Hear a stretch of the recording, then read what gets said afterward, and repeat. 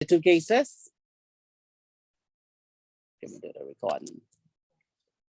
I'm reading now. Okay, all right then. Let's give them a couple minutes. And then we will discuss these two cases.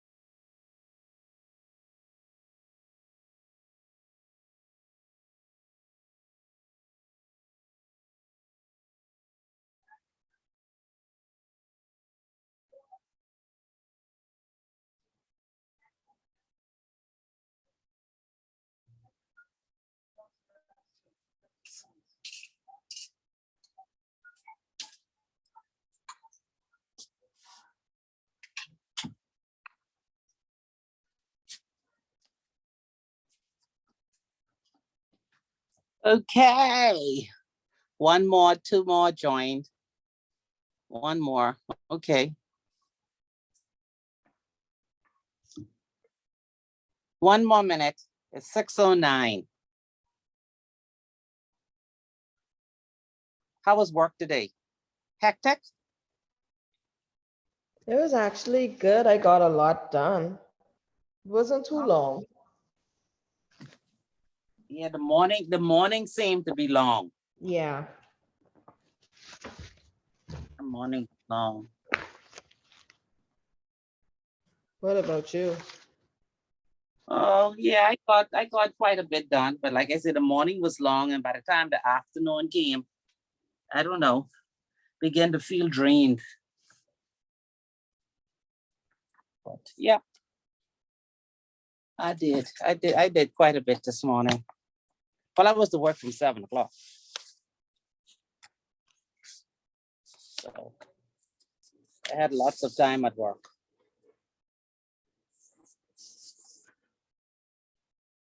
All right, so let's get started then. Avant-Garde Investment Holdings versus Clive Guy. What are your thoughts? Because you know, this is on the previous chapter about when you enter into a contract and the elements of a contract and breach of contract. So he was claiming breach of contract. What did you get from this case?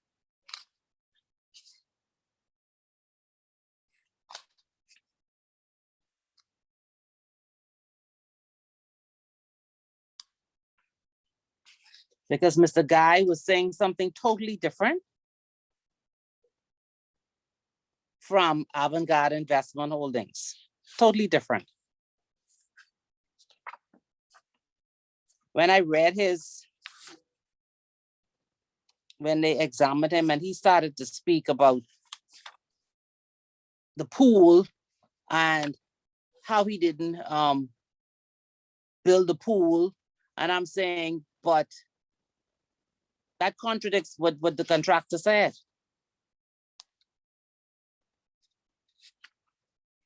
So what were your thoughts before you got to the conclusion?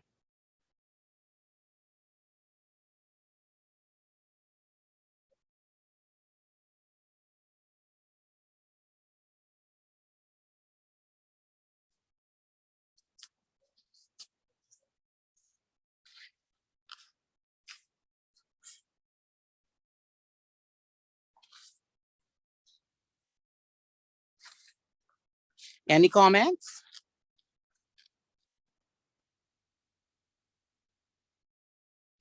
Because the judge accepted most of the witnesses that were for the defendant. Because he didn't think they were credible.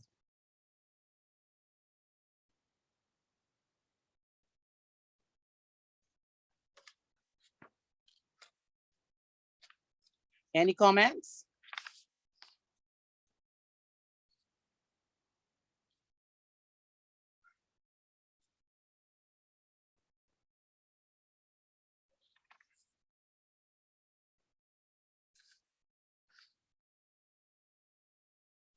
None? No one read Mr. Clive Guy's case?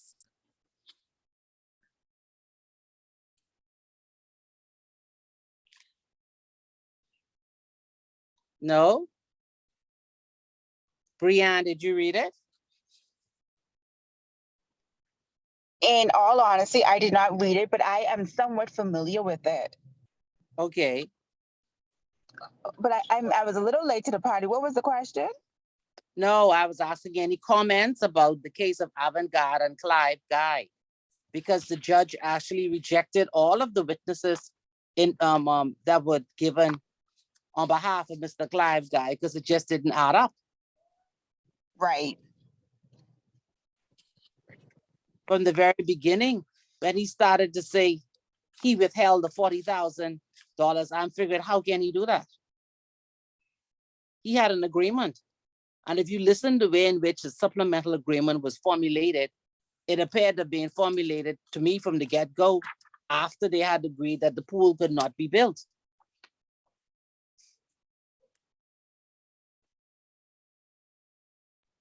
Right. I'm not sure how Mr. Guy thought that he could withhold the payment. Yeah, I don't understand, because he had everything all mixed up, and then things that he's saying were not done were not material. They were not material at all.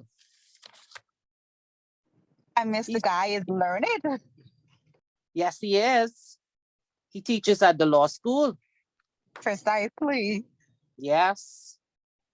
And contract law is one of his favorite subjects. That's why when I saw the name, I couldn't believe it was the same person. I know, it makes the case all the more interesting. Yes, he's a learned man. And so for contract law, he should have known better. It just didn't add up, but that's when you let emotions take over. I agree. It wasn't a logical decision on his part. No. He was picking on the window operators, the exhaust fan. He went to every little thing, nipping, and it didn't make any sense. Telephone outlets. These are not material things. And then when he came up with the punch list, remember the judge said that the contractor had fulfilled the punch list, so he should have been paid. You can't create a punch list and then turn around and start nitpicking on everything and saying that is incomplete. just because you don't want to give him the $40,000. Right. Just keep moving the goalposts to avoid Yeah.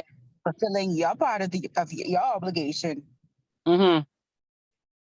And even when the judge said that other persons who were building, their pool was not constructed. So I don't understand why he thought his pool was going to be constructed. And that's all the whole reason for the supplemental agreement and the reduction in the price.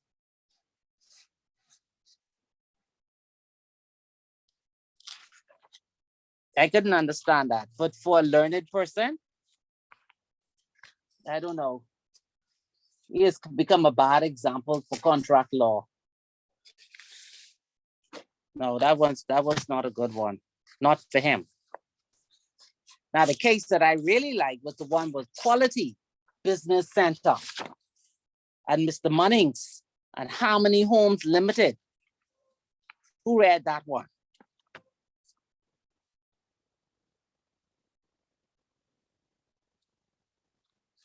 It was a very good case. I thought it was interesting, and you see this all the time, more and more, a lot. I mean, we've had instances where we've seen, situations where persons, more than one person bought the same lot. And, then there's a question mark, huge question mark going on. So it was amazing that there was such a discrepancy in terms of how many lots were sold for the $80,000. Yes, but you know what was even funnier was that he sold that lot. No, what was even funnier that the lawyer, he worked for both sides, buyer and seller. He said that they were in the business relationship for almost 10 years. So I put a question mark as to who prepared the documents for Harmony Homes Limited. It had to be the same lawyer.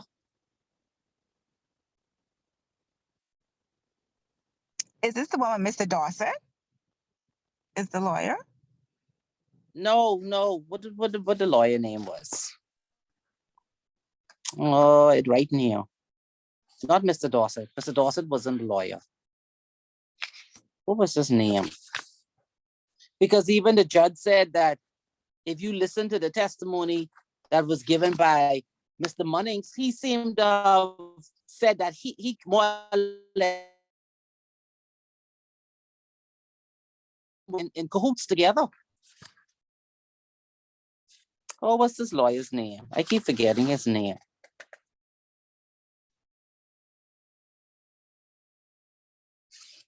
Because he sold it to Harmony Homes, and then he sold it, and then he painted the picture that he didn't know anything about the sale of these lots, except for the two for the 80,000, that he didn't know anything about those other lots, and he didn't sell it. And what was also was kind of tricky was he only wanted cash. Well, that's a definite red flag. That was the red flag. He only wanted cash. And the only and they could only provide evidence that the property was paid for was by the actual conveyance, because no receipts were given. And I don't understand how the lawyer could have given him a conveyance for property that were already sold. If you representing both the buyer and the seller, why, if he was not the one who sold it to Harmony Homes, why didn't he go and conduct a search on the property? Philip Lundy was the attorney, right? I find it now, yeah, Mr. Lundy. Mm-hmm. Because the judge said that Mr. Lundy was his agent. And then he turned around and he started lying and said he never spoke to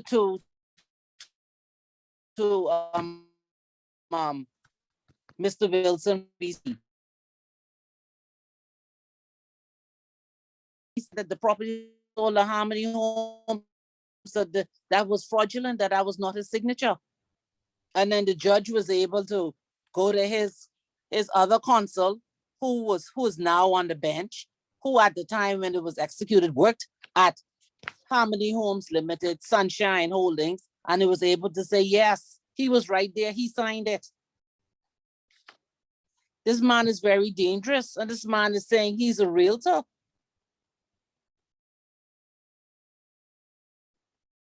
And he's selling property over and over again.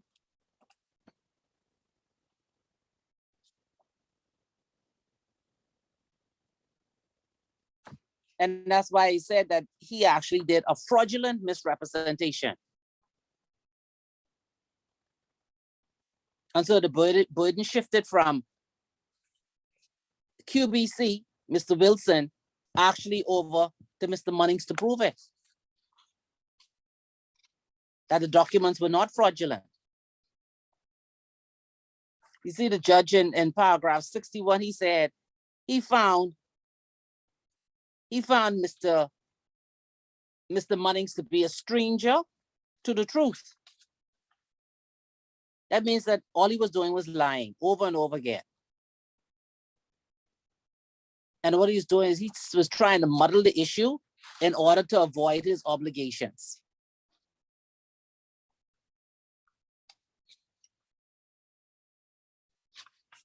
And he claimed that his signature was fraudulent. And he tried to say that the conveyance to Harmony Homes was a worthless piece of paper, when in fact he had actually sold the property to Harmony Homes. And I hope you notice I think it was paragraph 90 to 91, 92, 93, where the judge said that when he sold the property to Harmony Homes, a conveyance was actually drafted. And what leg he was standing on, he was saying that he could not have passed title to Quality Homes, to Harmony Homes, because he didn't have the actual title at hand at that time. But the judge was able to show through case law that he drafted a conveyance. And at the time, when he was able to pass title, he could not say that he didn't have title to pass. So even though he got his deed of assent 2 years afterwards, once he got that deed of assent, the interest automatically passed the Harmony Homes because they had it recorded. And I still don't see how come the attorney did not check to see that this property was already recorded.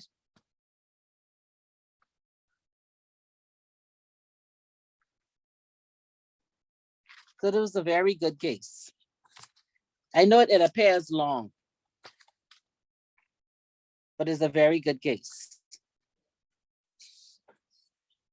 And it's what these realtors do all the time, selling the same property over and over again. Any comments? I don't understand why there would be conveyances and no receipts. Like who would purchase anything that's, of great value and not have a receipt to show the money that they paid for it? Then That I read doesn't even make sense to me. right, but when I got to paragraph 48, and I read where it say the defendant alleged that he agreed to sell the 6 lots for $80,000 to be paid in cash. I put a question mark right there. He said that once Mr. Lundy orally communicated to him the plaintiff's acceptance of his offer, he instructed Mr. Lundy to prepare the required conveyance to effect the sale. Don't forget, now he was saying that he never met Mr. Wilson from QBC. He's saying that all the communication to him came from his lawyer.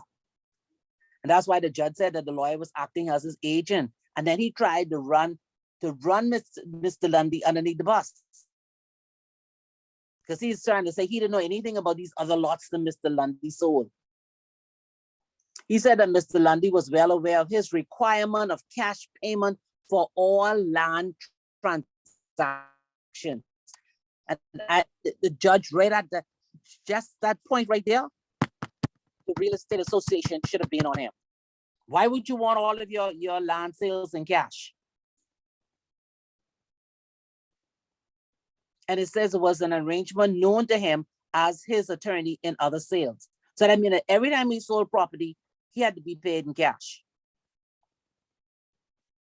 So where did this man take all of this cash? What did he do with it?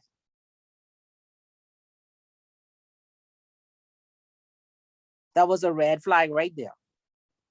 And I'm surprised the judge didn't pick up on that.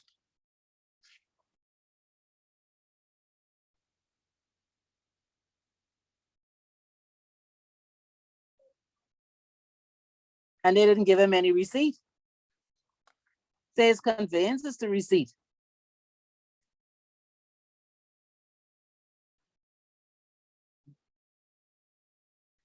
And he gave this man a lot of cash. He paid him $55,000 in cash. And he had already given him $25,000. Which bank did he go to get all of this cash?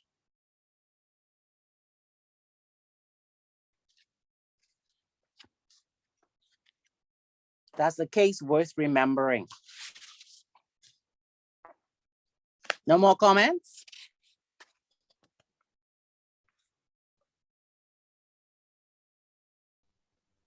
Don't sound so. Okay, so let's go to module 11. This is on legal and credit risk for property mortgage transactions. So you know that the relationship that a financial institution has with its clients has legal components. It's a contractual arrangement. There's also a fiduciary duty. And of course, it's a professional. They have to carry out their work in a professional manner.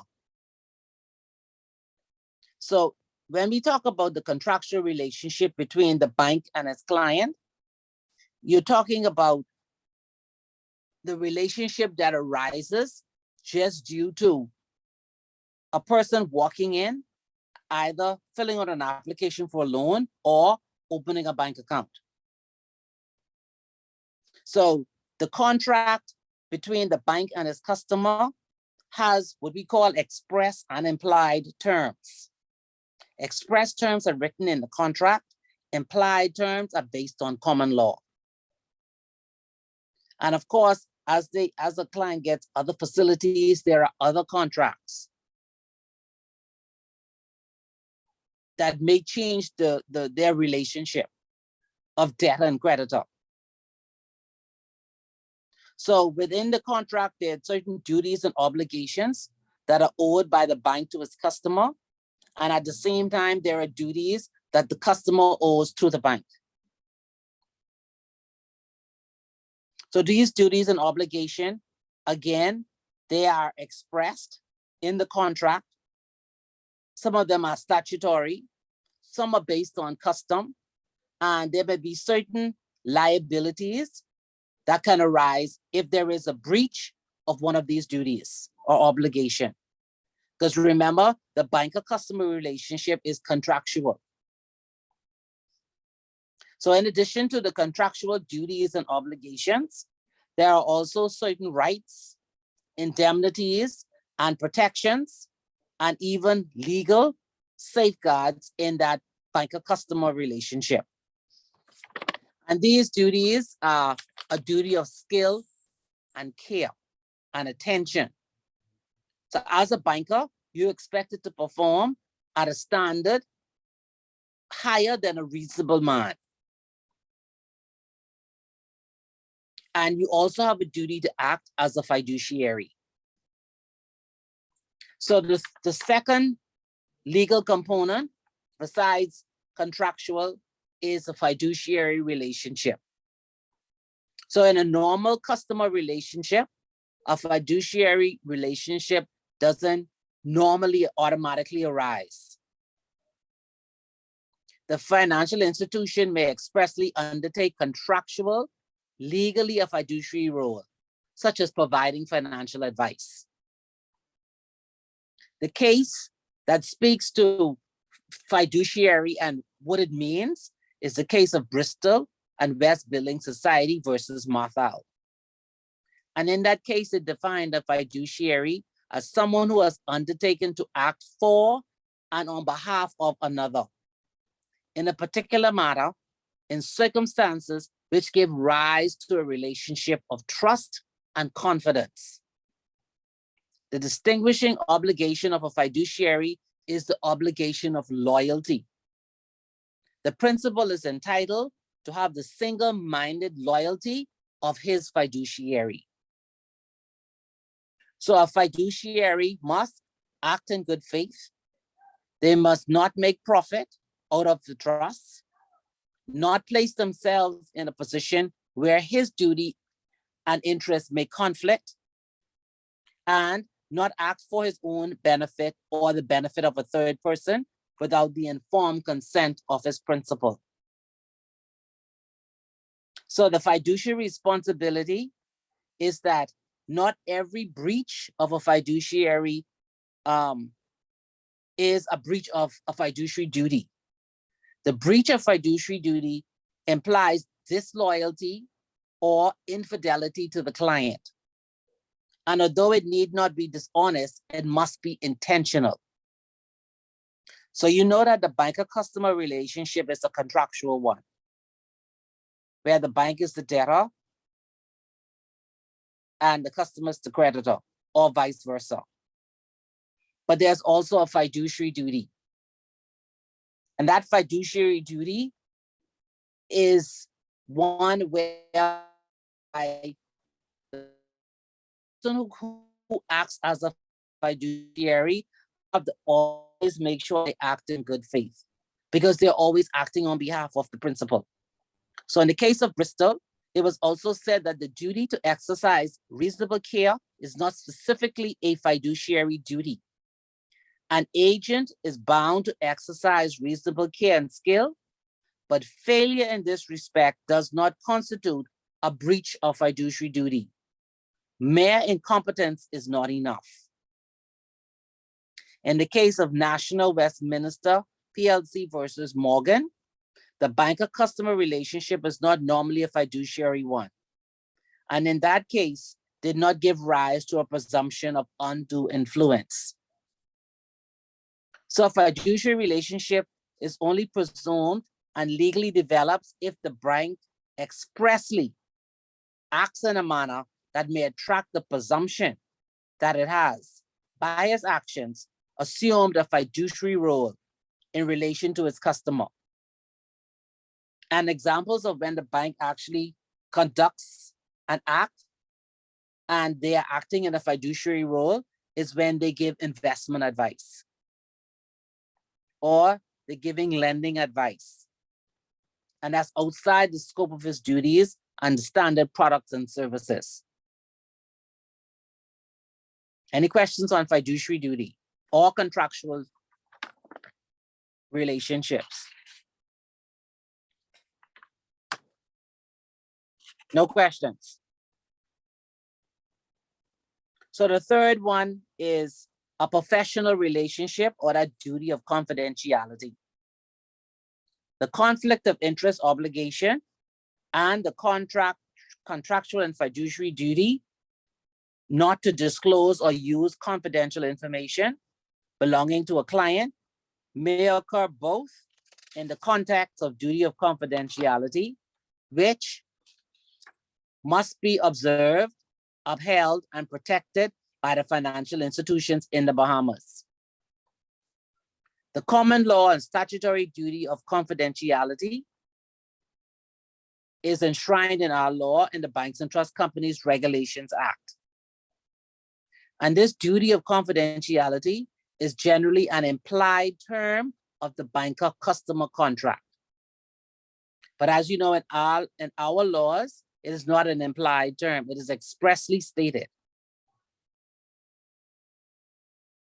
So under Section 77 of the Banks and Trust Companies Regulation Act 2020, and the common law principle, which was in the case of Turnier, they outlined in numerous English and Bahamian cases involving this duty of confidentiality in banking and financial related matters.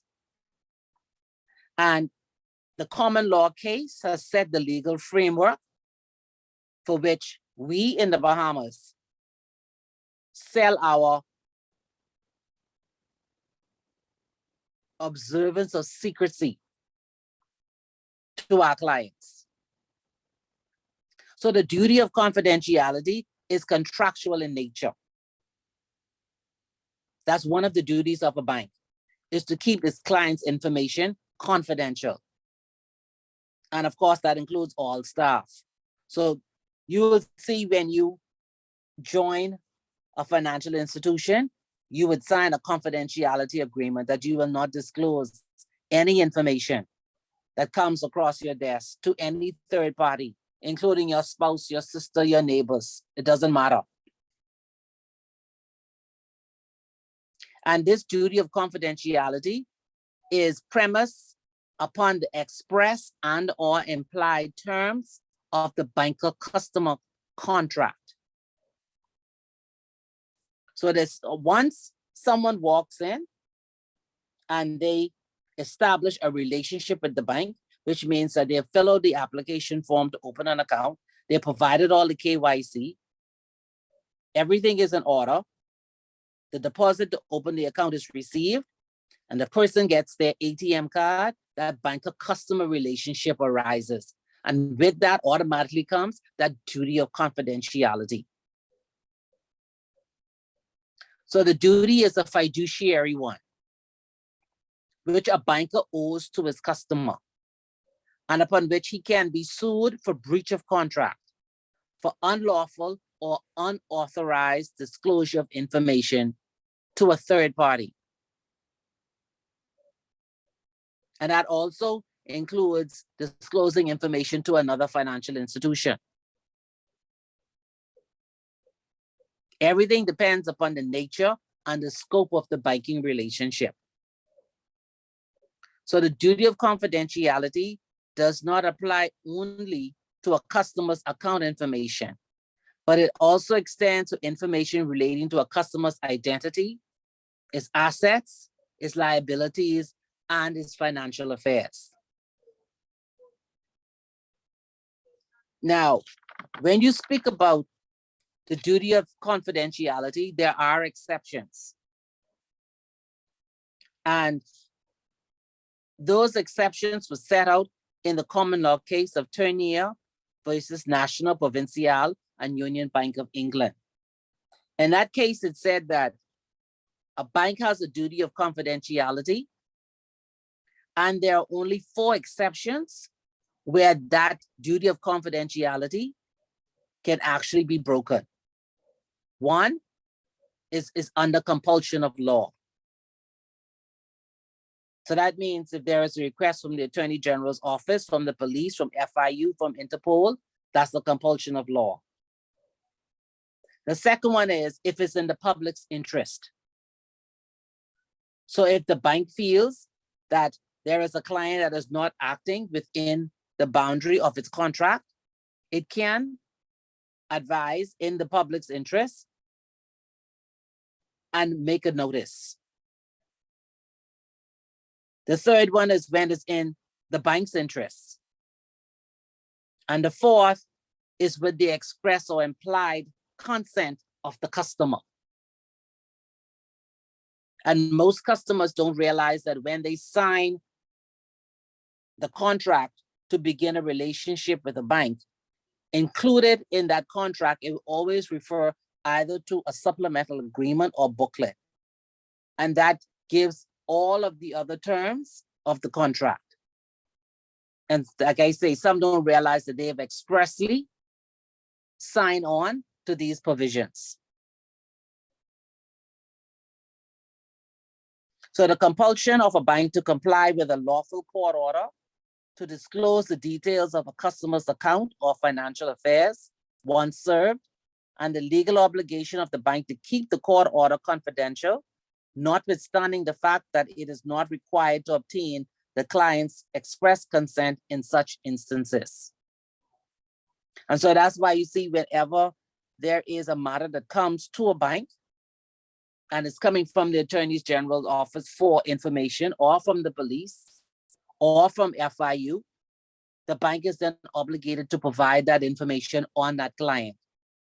giving copies of all of the statements, all the transactions, and of course, copy of the KYC documentation.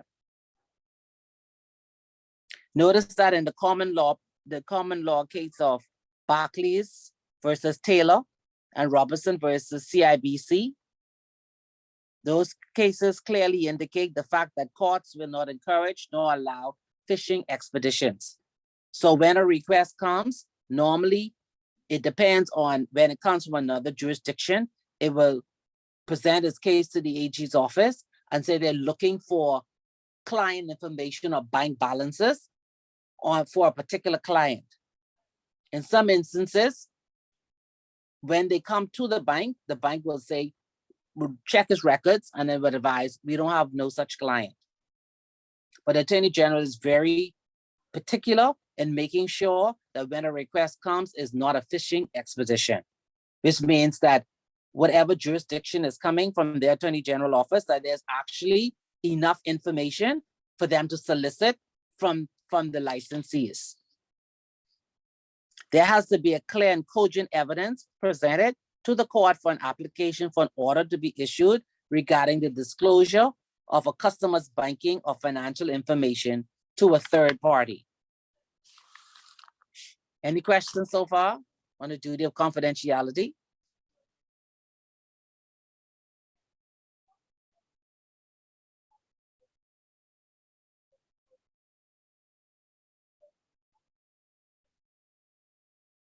So with regard to disclosure of a client's banking, financial, or other ancillary information by Bahamian subsidiaries to their parent banks, domiciled in another jurisdiction outside of the Bahamas.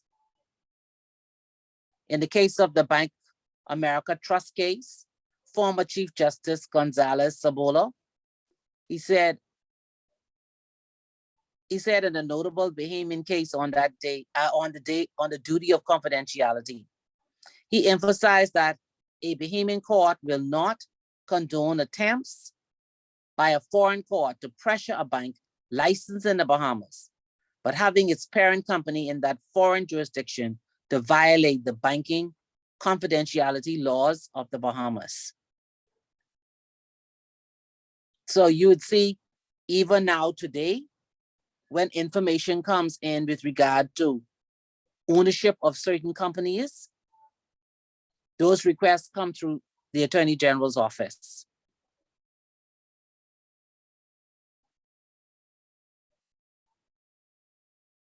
So in the English case of R versus Grossman, it stated clearly that branches of the same bank in several jurisdictions were different entities separate from each other and therefore subject to and governed by the local laws of the country in which they are domiciled. And that's where you would have seen some years back where the central bank had discussed, they didn't mandate it, but they discussed and they made a decision that the banks that were operating here that were branches, they wanted them to be converted to subsidiaries. And that's where they would have more control over those companies in terms of dictating as to how they would be actually regulated than having them as branches.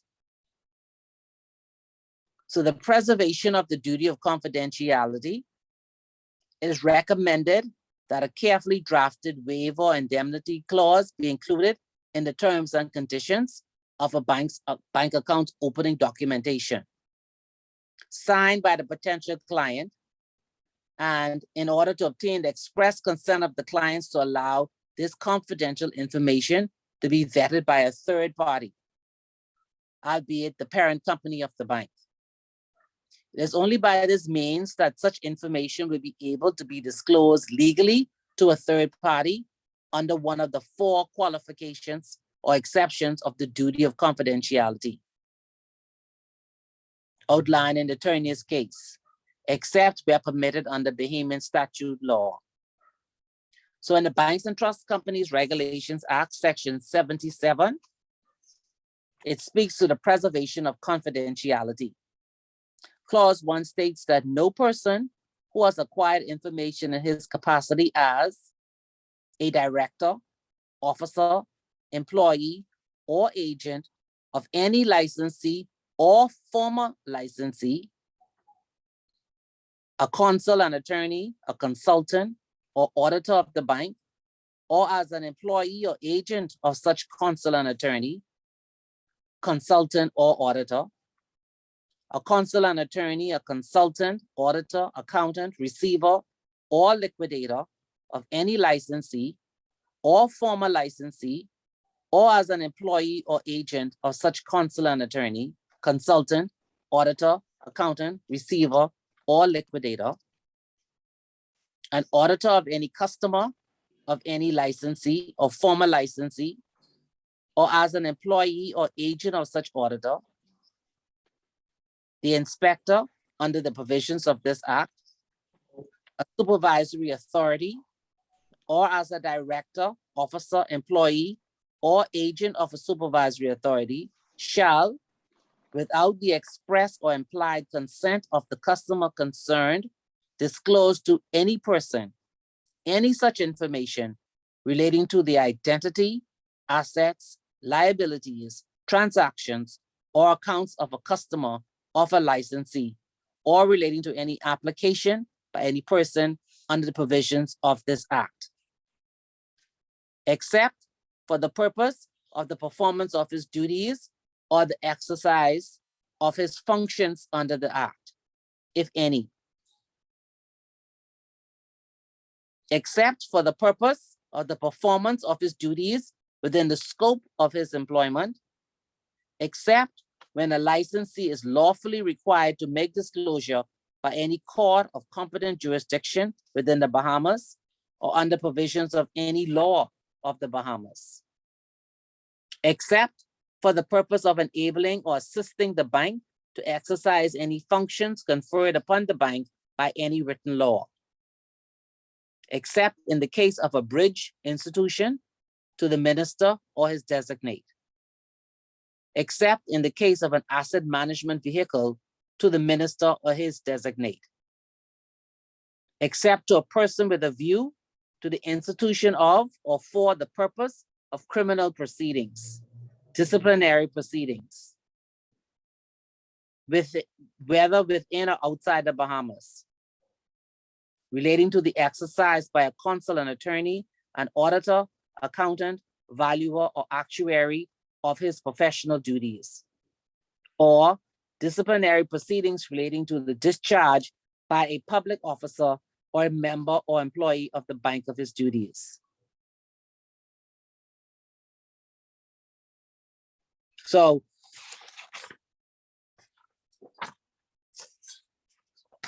Section 77, subsection 2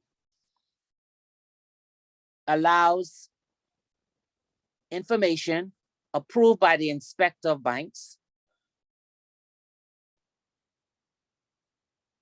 to be transmitted from a licensee under the Banks and Trust Companies Regulation Act to its head office or the branch or subsidiary outside of the Bahamas, but it has to be solely for the purpose of carrying out collation and synthesis or processing of information on behalf of the licensee. So that means that the balances are transferred and not the names of the clients. The Banks and Trust Company Act also allows the governor of the central bank to provide information on the beneficial owners, directors, officers, and operators of a licensee to a supervisory authority, which is responsible for regulating the head office of the licensee. So that means that if you operate a subsidiary here and your parent is in Canada, the law allows for information to pass from the subsidiary to the parent company. The governor has the power under Section 77, subsection 6, to provide the foregoing information to domestic regulatory authorities specified in the second schedule of the Act. So that means that each one of the regulators speak to each other. So when a person has to be vetted, the primary regulator would then source it out to the secondary regulators to be on one accord as to whether or not a person is fit and proper. So any breach of the duty of confidentiality is subject to a fine of $25,000 or 2 years imprisonment, or to both fine and imprisonment. Any comments on the duty of confidentiality?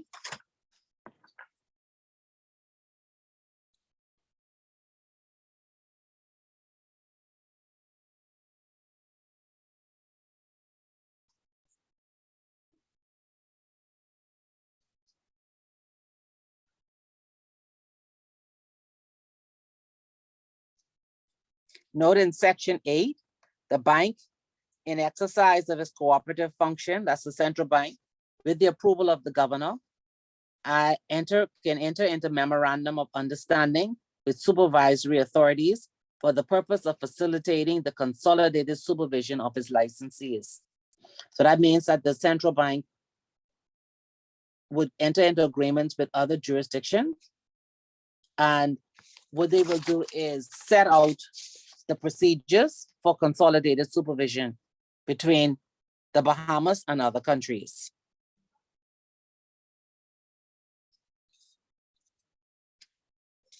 So Section 10 says is the penalty.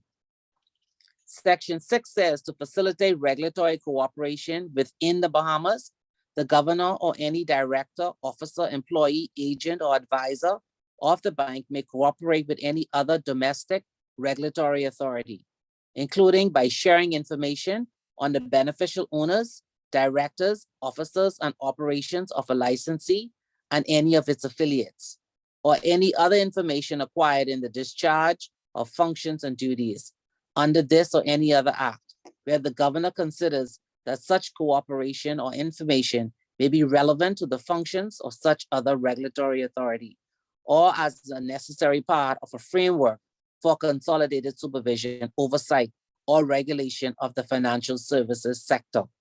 And so you see, beginning from the last 2 years, that what the regulators are now doing when they send out guidances and notices, they're sending out a consolidated report or notice, and they call themselves the group of the financial services. And that's where they're able to align their requests. And so there's no duplication of efforts. Because like I say, they share information between regulators. And that comes for approvals, new applications, when there are serious issues, such as fraud, or persons who are actually carrying out business without a license, or someone has a name, and the proposed name is one that would be too close to being a financial term. The regulators actually collaborate on the approval or denial of such things. Any comments?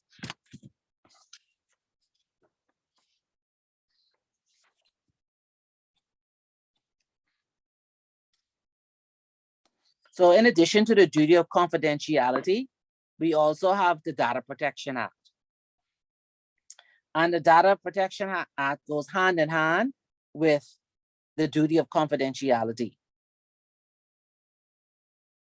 So the Data Protection Act is on privacy, and it refers to having information on a client and how that data controller should keep that information private.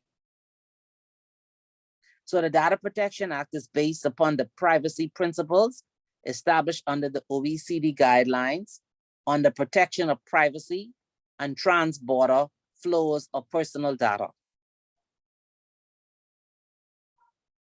The actual act and the requirements set out in the act follows the OECD guidelines on the protection of privacy. And one of the primary objectives of the act is to ensure that information is obtained by fair and lawful means, and that it is used in a manner consistent with that for which it was collected. So under provisions of the act, persons who collect and use personal data on individuals, they are required to observe and abide by specific standards of confidentiality. And they are prohibited from transferring personal data to jurisdictions with less stringent data protection legislation. And so that means that even refers to financial institutions, be it banking, be it trust, be it securities. So that means that if you are going to outsource your information to another jurisdiction, its laws must be comparable to the Bahamas or an even higher standard. Otherwise, the regulators are not going to approve it.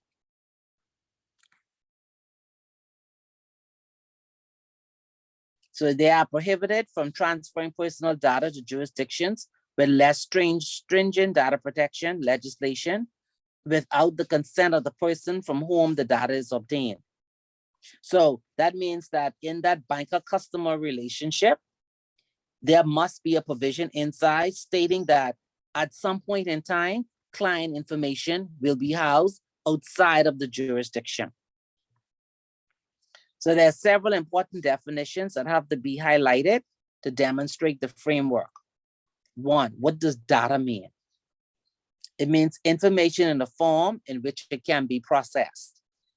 Personal data, it relates to an individual, a living individual who can be identified either from the data or from the data in conjunction with other information in the possession or control of the data controller. The data controller means the person who either alone or with others determines the purposes for which and the manner in which any personal data are or are to be processed. So you would see in most financial institutions now, they have a data protection officer nominated. Because in the Bahamas, because we do a lot of business in the European market, that person is responsible for data under the Data Protection Act and also under the European data protection. The data processor means a person who possesses personal data on behalf of a data controller, but does not include an employee of a data controller who processes such data in the course of his employment. So the act itself applies to both the public and the private sectors and the Crown. So it's not just for the financial sector. However, the act does not apply to personal data which is obtained or used for matters relating to national security, information that is required by law to be made available to the public by the data controller, and information obtained, secured, and used for family, household, and recreational purposes. The act applies only to data controllers who are connected to the Bahamas as follows. The data controller has to be ordinarily resident. It has to be a company incorporated or registered in the Bahamas, or an individual who maintains an office, a branch, an agency, or practice in the Bahamas and possesses the data in connection with the business establishment. Or the data controller is not established in the Bahamas, but uses equipment in this jurisdiction for processing data that is not restricted to data in transit. And you see now with all of this telecommunication, you'll see that a lot of institutions are now storing information in the cloud. And storing information in the cloud, of course, you have to make sure that you have measures in place to preserve the confidentiality of your clients. So that means you have to look at retention period in the cloud. You have to look at who has access to the cloud. And all of that have to be in your cloud policy in terms of being a data controller and knowing where your information is and who has access to your information. Any comments?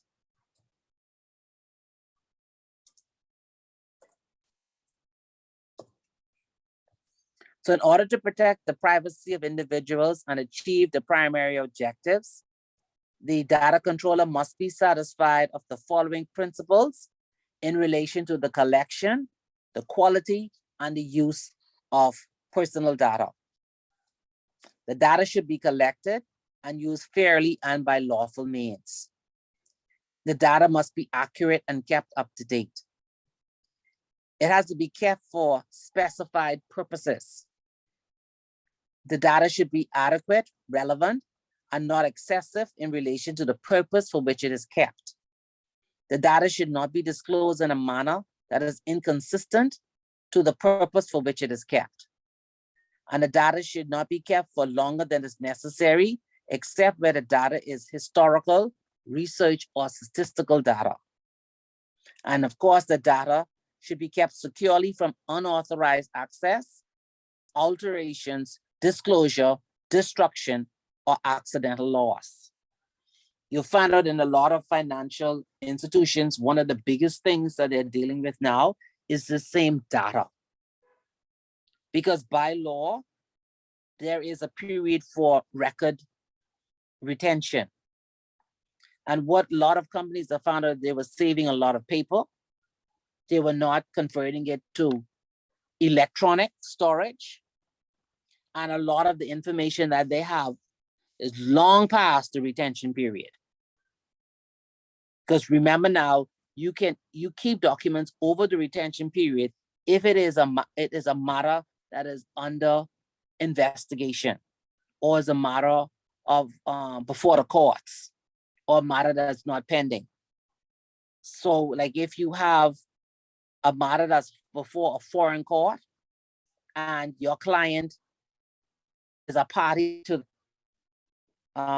litigation, those records must be resolved.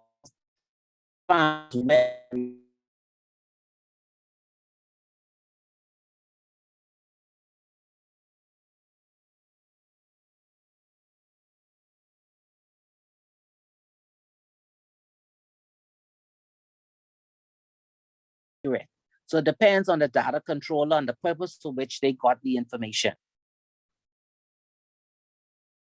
And if you are operating in Europe, then of course that means that you also have to comply with the Gdpr, their data protection rules.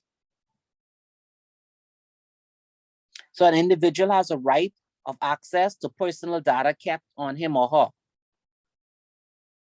except where the personal data is kept for the purpose of preventing, detecting, or investigating offenses, prosecutions, tax collection, or assessment, or if such personal data is prejudicial to the security or maintenance of good order in a prison or detention center.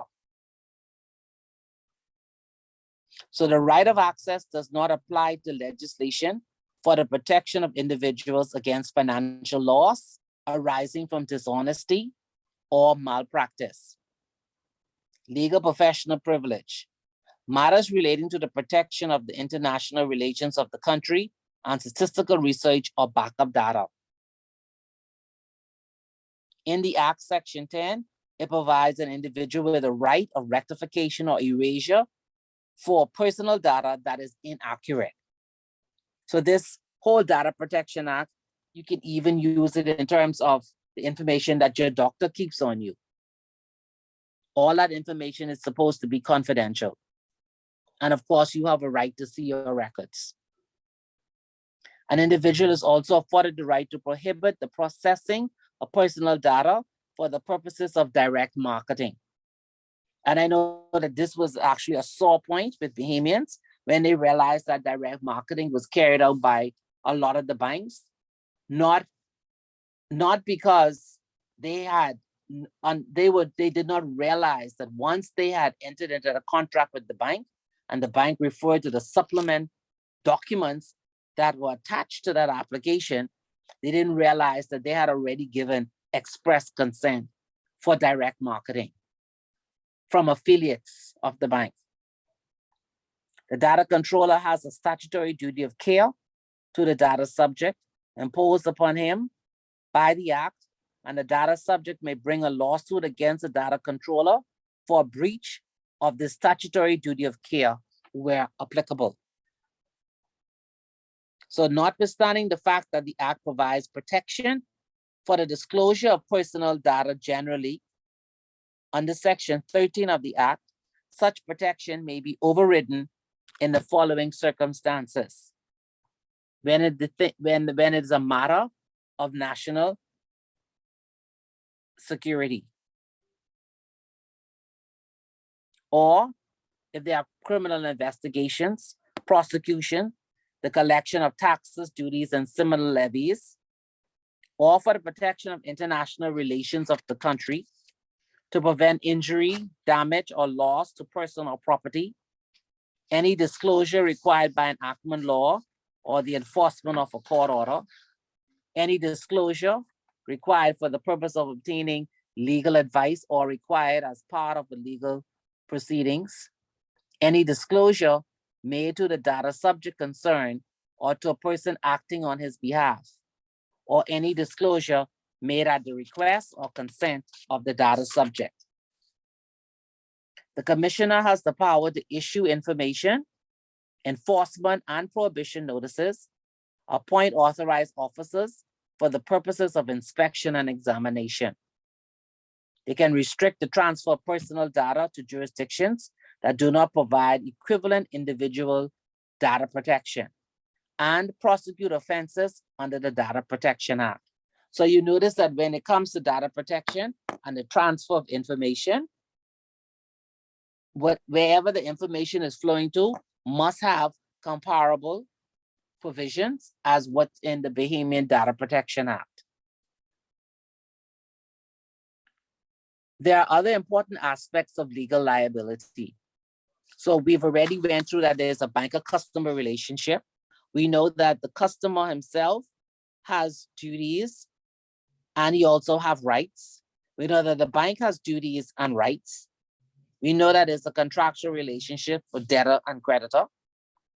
We also know that in that banking relationship, that it is also a fiduciary one, is based on confidence, integrity, and trust.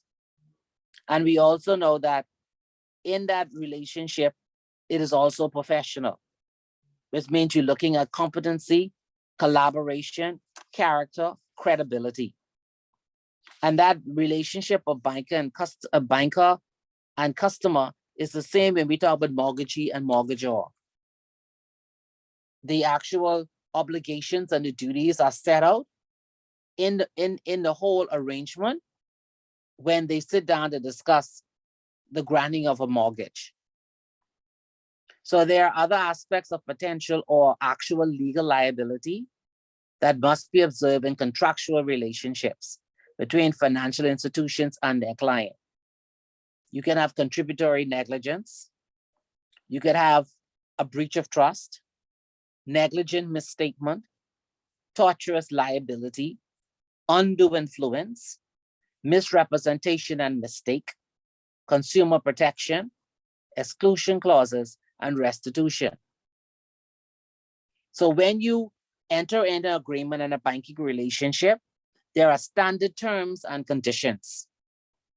And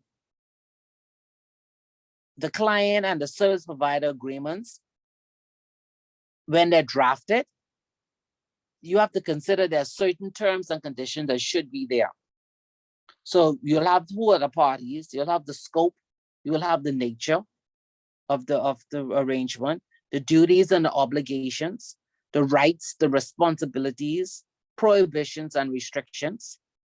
You'll have the standards and the service levels, the minimum acceptable service provider characteristics, monitoring and reporting, transition requirements, contract duration, termination and assignment, governing law, arbitration and litigation, exigencies and contingency provisions, contractual protections against liability, ownership, license, intellectual property, and proprietary information, the duration, dispute resolution, risk assessment, management and mitigation, indemnification, limitation of liability, termination, assignment, contract inducements, foreign-based service providers, regulatory and legal compliance.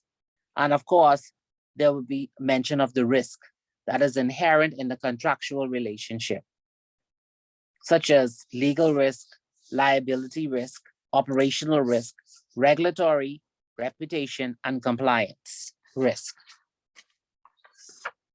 So all in all, when you enter into a banker customer relationship, it is based not just on the common law duties, but also the express duties that you have signed on in the contract.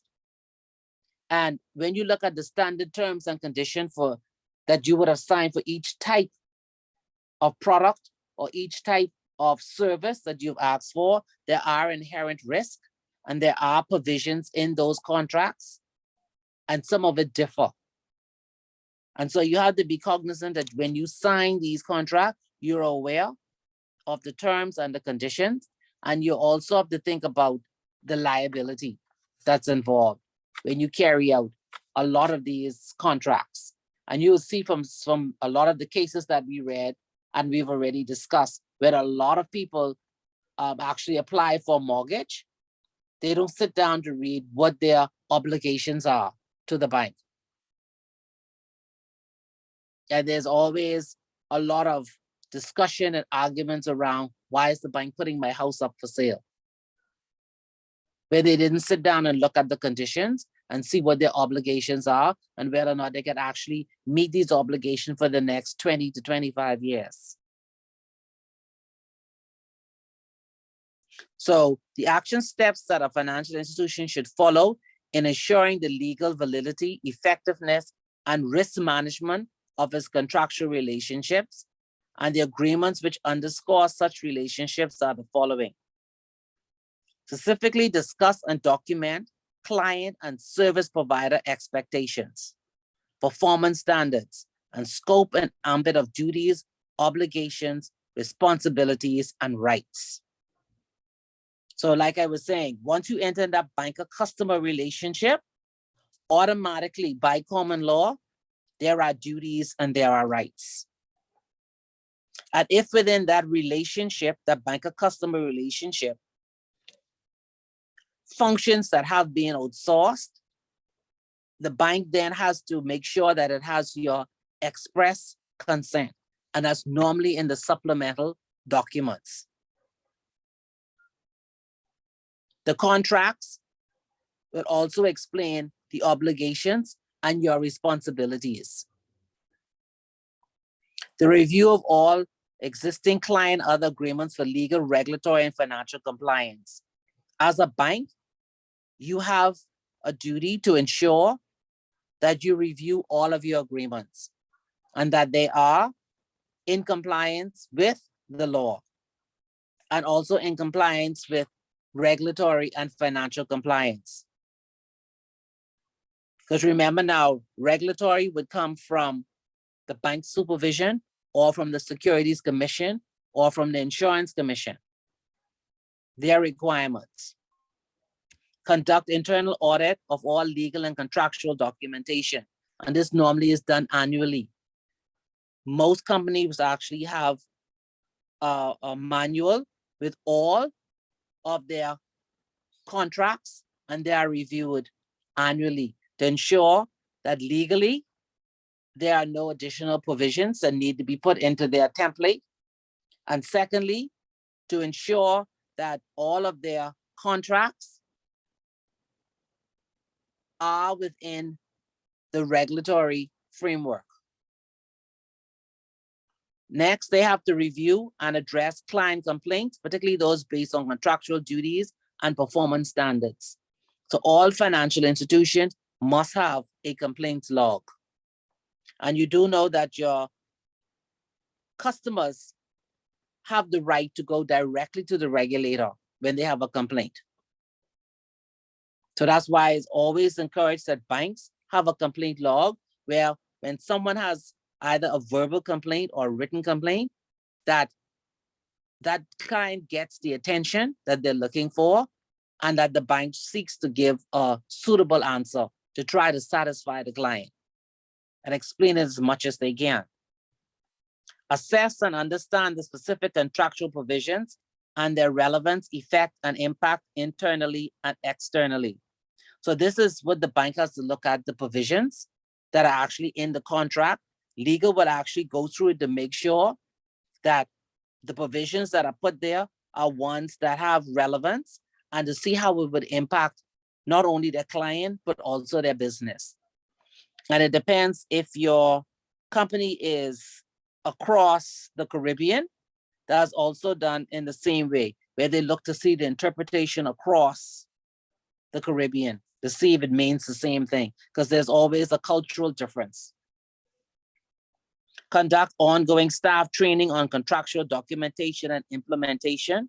And this is normally done by the legal and compliance unit, where they will actually walk through the documents with the persons sitting in credit and explain what the provisions mean and answer any questions that are for clarification, the questions that are normally come up from the clients. Educate clients and all relevant stakeholders on the important provisions on the contract agreement and the nature and scope of the contractual relationship. So again, all of this is being done to mitigate against the risk of your client saying that they were not informed, they didn't know what it meant. And so you'll see sometimes banks would do literacy clinics with their clients and other stakeholders just to explain the usual clauses that are in a deed.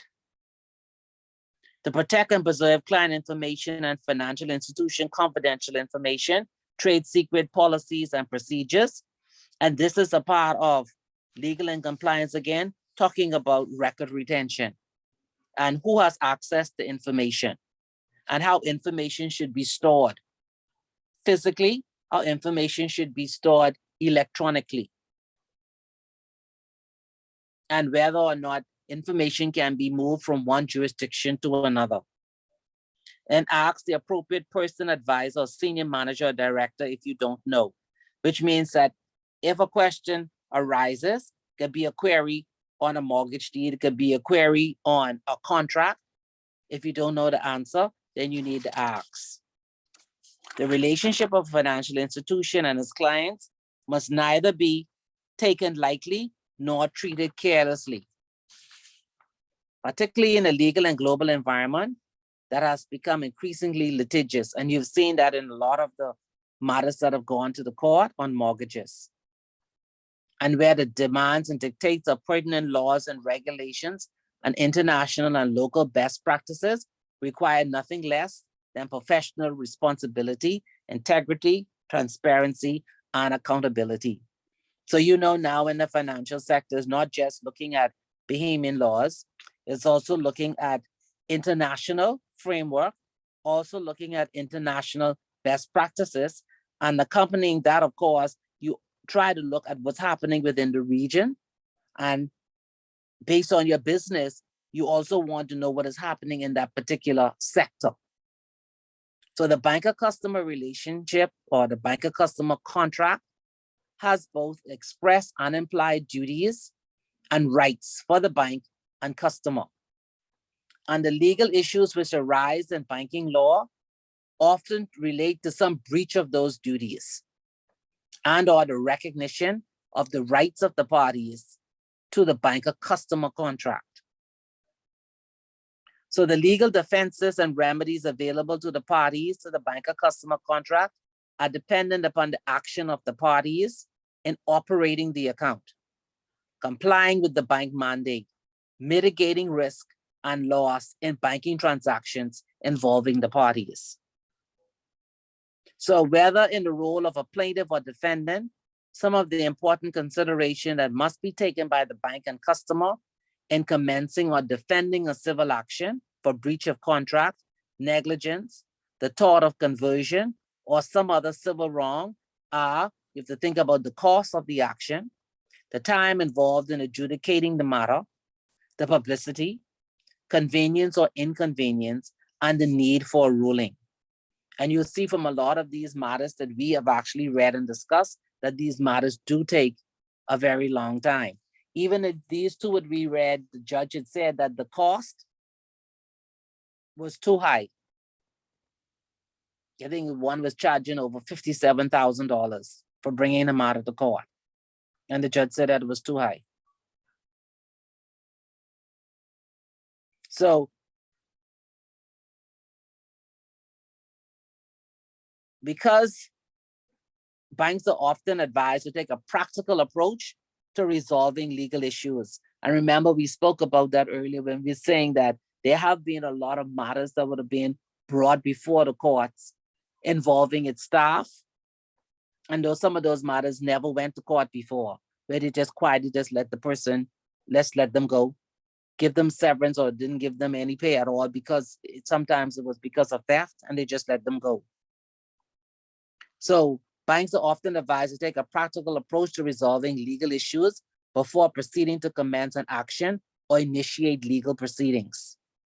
All facts should be investigated, reviewed, and analyzed in order to determine the strengths and weaknesses of each party's legal and/or commercial position in the context of duties and rights of the parties based upon the banker-customer contract.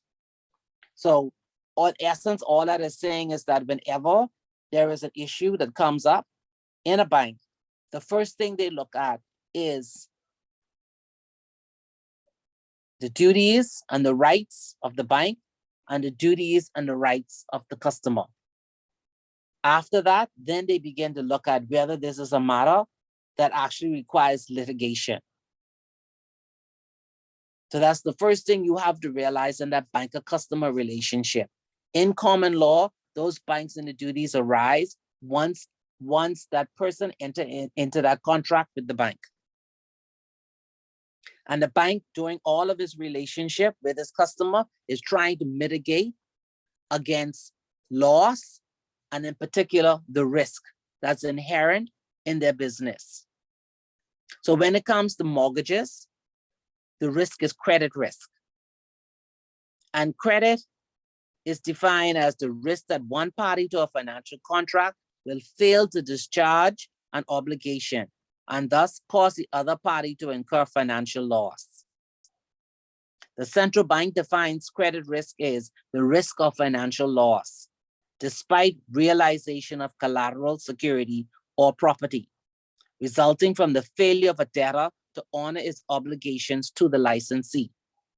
So if you look on the central bank's website, you'll see it have a credit risk guideline, and it also has a guideline for impaired assets.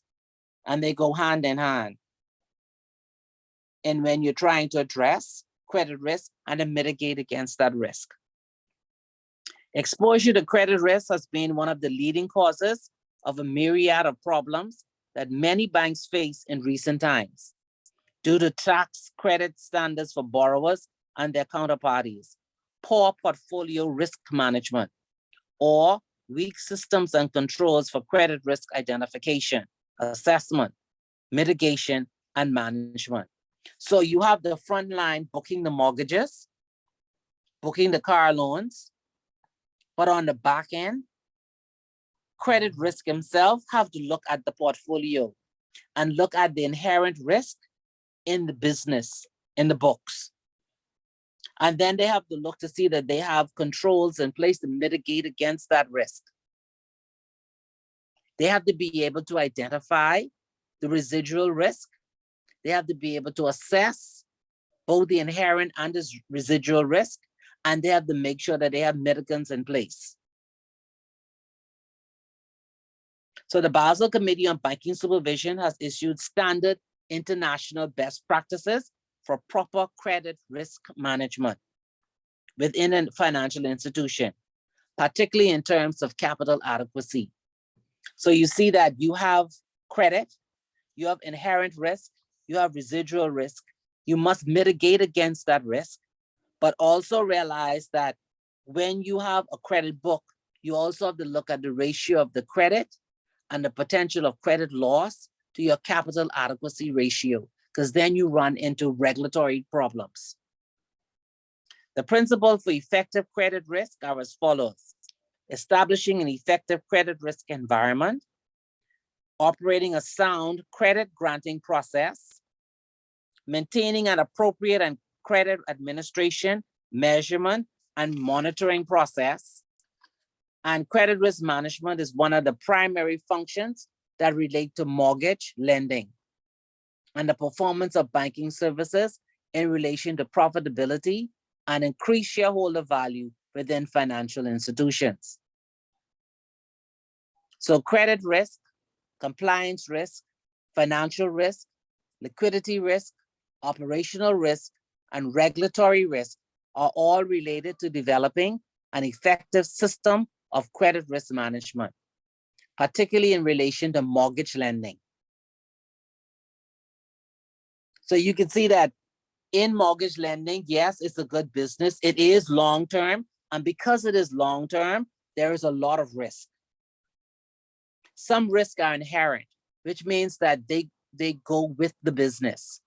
And then other risks are residual, which means that after the inherent risk, these are other risks that the financial institution may occur, and they all have to be assessed, evaluated, mitigated, and monitored. So compliance risk is the risk of legal sanctions, material financial loss, or loss to the reputation the bank may suffer as a result of its failure to comply with laws or its own regulations, the code of conduct, and the standards of best good practice.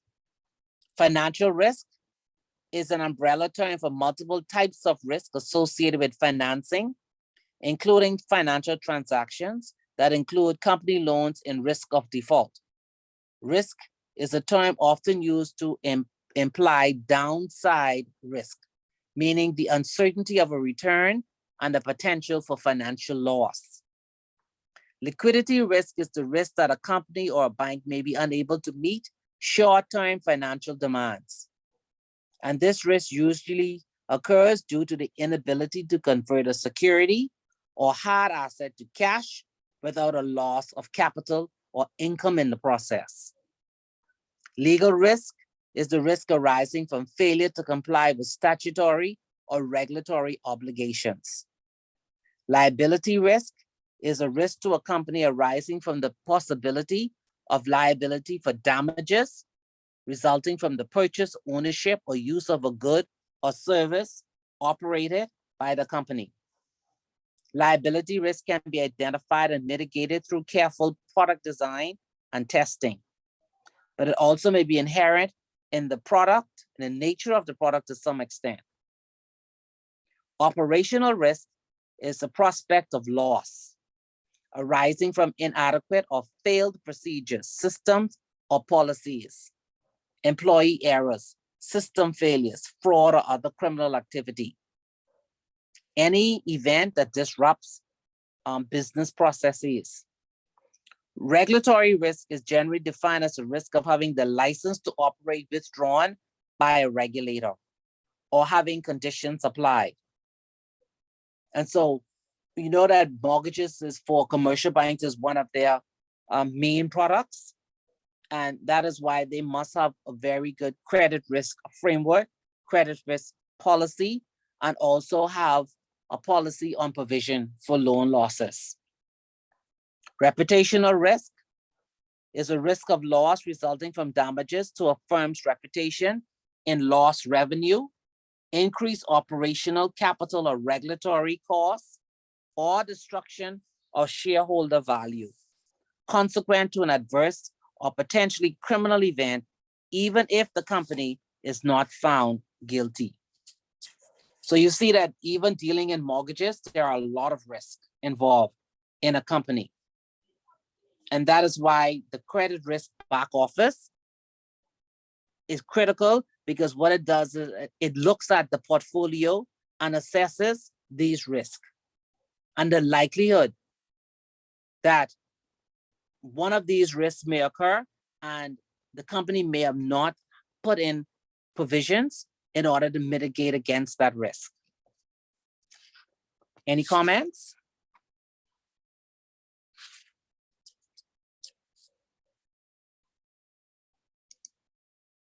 No?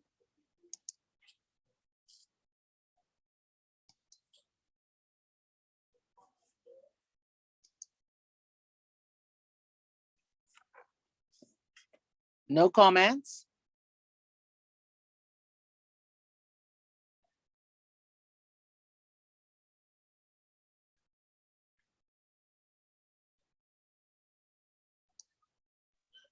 I am here, Miss Archer. No comment. Just, I ain't gonna lie, just looking at how I can process all of this for this exam. Oh, that's what you all are worried about. But that's what I worrying about. I can't speak for anyone else, but as you going through these risks, I'm like, okay.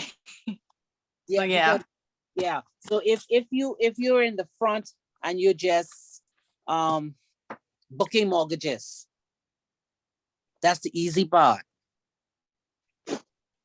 The difficult part is when you have to assess the portfolio, and then you Right. have to look at the inherent risk and the residual risk, and you have to make sure that you have sufficient provisions put aside in the event there are defaults, because that's when the bank gets into trouble,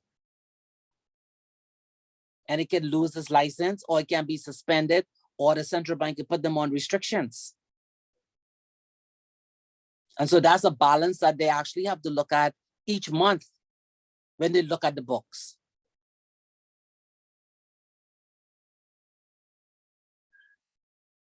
So if you have the opportunity from, instead of actually granting loans, but being in the back and looking at the risk itself, then you would see that it's a difficult and it's a challenging job. Requires a totally different skill set.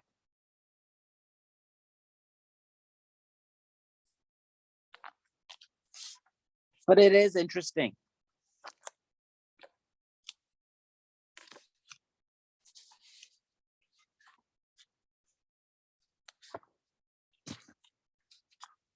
And if you are in the offshore, when you talk about data protection and you talk about the duty of confidentiality under the BTCRA, then you also have to think about the Gdpr Pr, which is the General Data Protection Regulation in Europe, because they have their own standards. So if you're dealing with European clients, then you have to appoint a person locally in your organization who's going to be responsible for data. They call him the data protection officer.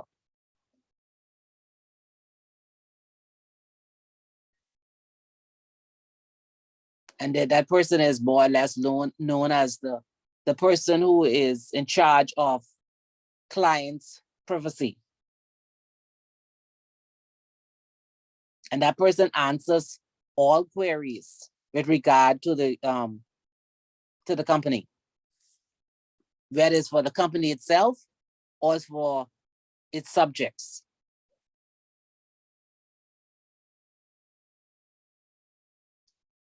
So if a client wants information, it's not automatic. It has to go to the data protection officer.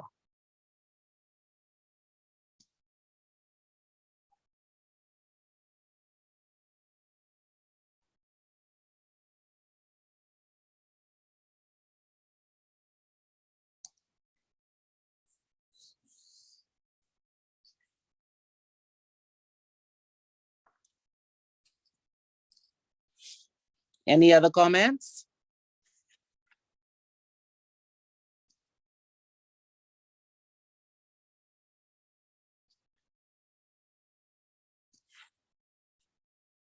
No? So we have one more topic, and that's on ethics and risk management.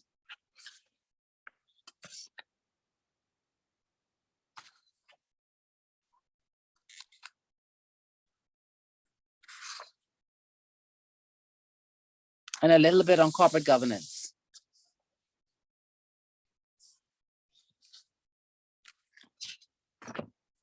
So that'll be on Wednesday. That shouldn't be too difficult. Okay, so no more comments on the two articles, the two cases that we read. I don't know if I can find any more for next class. But they were quite interesting. I must find this man, Mr. Munnings. See if he's still selling realty. I must find out. Yeah. So that's it for the night. I'm still thinking of what I'm putting on the final exam. You asked for multiple choice, so you will get a few of those. I'll try to make them very easy. So no classes next week. No, we're done Okay. after they coming. Okay. Where you on schedule? Yep. Where, hold on. Let me look. No, I think next No. week. I think Wednesday's the last. November the 10th.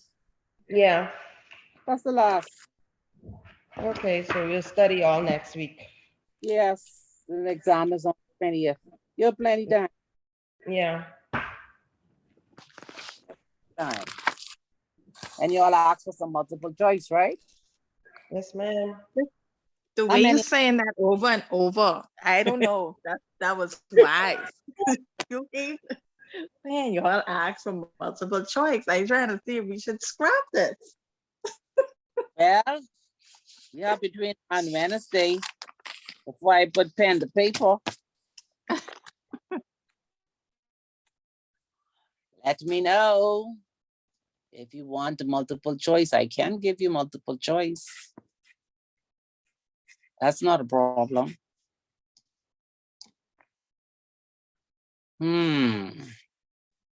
If your folder look as thick as mine, boy, I don't know if you want multiple choice, but you know, I'll give you what you wish. Miss Archer, I don't know. I can't speak for the others, but you said that multiple times. I think I want me on my own, Donnelly and Hannah, just don't put no multiple choice. Because the way you saying that, I think I affect my poison. I don't think I want it anymore. This don't What? sound like a multiple choice.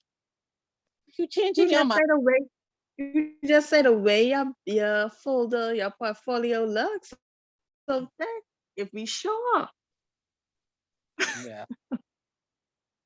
Well, only you one speaking, so we gotta see. Child, I don't know. We have lawyers and bankers in here. I don't do this. So I have to speak for me because I can't afford to fail this. Miss Archer, why you scared me off the multiple? I usually like multiple choice, but I like how you say it, how you talking. No, I have not That's what I written, say. not written the first multiple choice yet, so do not be afraid. I know you all feel threatened by Ellsworth. Don't worry about him. Do you need, I worry Mrs. about Ellsworth because he ain't writing the exam. I worry about how you feel about multiple choice. And I don't Miss like the sound. Miss Archer, should we You write the all have a multiple secret. choice You say questions I ain't and right. just give them to you? So I'm not writing the exam? No, sir. Yeah, Why not? He's taking it. No, Man, what I mean is he's not everybody- preparing the exam. So Oh, Oh, I can't be worried about.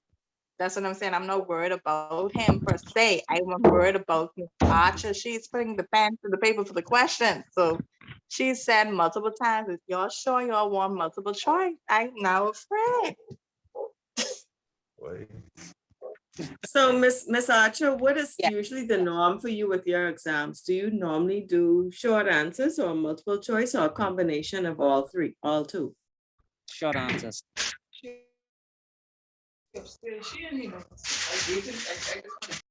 Answers. And when you say Just short, short answer, answer. what about the cases? What That's those included. include? Included. The cases are included.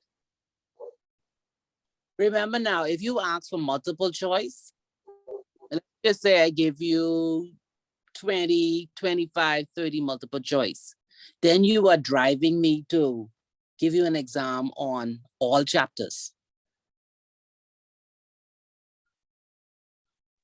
Okay, so you're gonna tell us what chapters we need to focus on if we don't have multiple choice. Yes, but if you, Okay, if I think choice with short answers. It's the whole shebang. Let's do short answers then. Yeah, let's do the short answers. I with that. Let's scratch the multiple choice. Let's focus on what you want. No, what I want. I'm just telling you, if I do multiple choice, multiple choice means I have to go all through and mix it up and go up and down and come around. But I don't want you to go all about and all around. So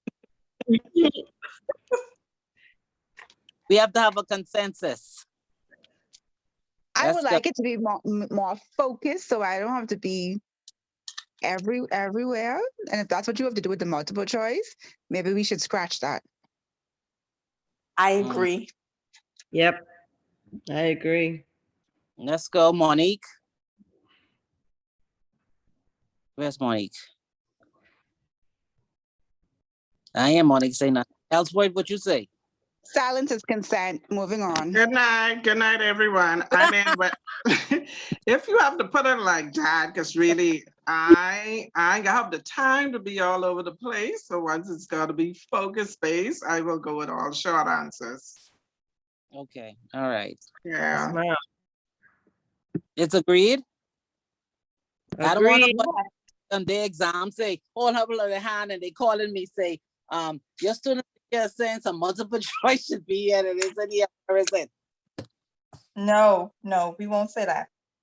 Okay. All right then. All right. So it's agreed. So I will tell you on Wednesday how my questions could be formulated in terms of so you can know how to study.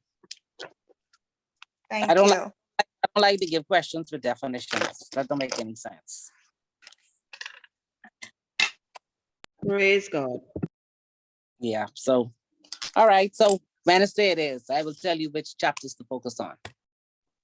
That sounds good. Okay. All right. So have a good evening. Start studying now. Yeah. All right. Okay, good Okay. night. Good night. Good Good night, evening, all. everyone. Okay. Night.